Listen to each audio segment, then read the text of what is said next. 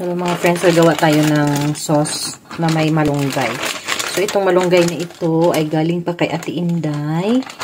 Tapos nilagay ko sa freezer para hindi siya malanta,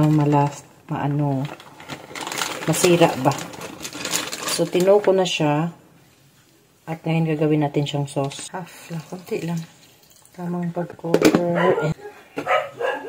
So ating magic.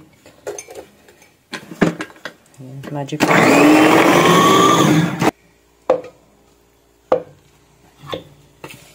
Ilipat natin mga friends kasi hindi siya nag-blend dun sa food processor, hindi kaya.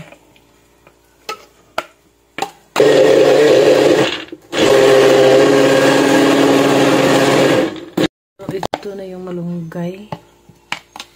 Kasi lagyan natin na water para